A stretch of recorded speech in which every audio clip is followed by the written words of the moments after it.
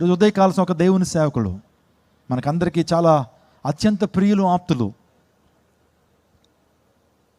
ప్రవీణ్ పగడాల గారు దేవుని సువార్త ప్రకటించడానికి ఆయన హైదరాబాద్ నుంచి రాజమండ్రి వస్తుంటే గత రాత్రి సుమారుగా మధ్యరాత్రులు అనుకుంటున్నాను 2-3 ఆ టైంకి ఏమంటే రోడ్డు ప్రక్కన యాక్సిడెంట్ జరిగింది, ఆయన మరణించారు.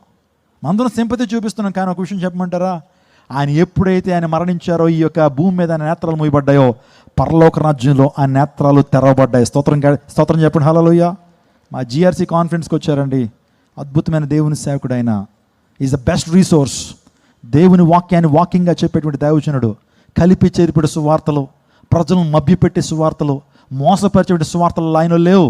దేవుని వాక్యాన్ని ఖచ్చితంగా చెప్పేటువంటి బోధకుడు. ఈ యొక్క క్రైస్తవ ప్రపంచం ఆయన్ని పోగొట్టుకోవడం చాలా బాధాకరమే, కానీ నేను చెప్తున్నాను ఏంటి తెలుసా, ఆయన మరణం మనందరికీ పాఠం కావాలి. ఆయన మరణించాడు. అనేక మంది దేవుని సేవకులు, ఒక్క ప్రవీణ్ పగడాల గారు చనిపోతే ఆయన ప్లేస్లో దేవతడు 1000 మంది ప్రవీణ్ పగడాలని దేవుడు లేపుకోబోతున్నాడు. రోషం కంటే దేవుని సేవకుల్ని. విషయం విన్నాను 7:30కే దుఃఖం తన్నుకుని వచ్చేసింది.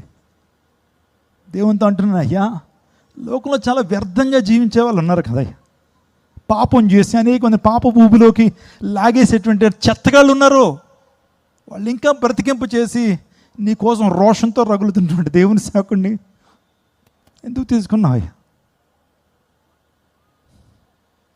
ఎందుకు తీసుకున్నావు? దేవుడు ఇమీడియట్గా ఆన్సర్ ఇచ్చాడు నాకు.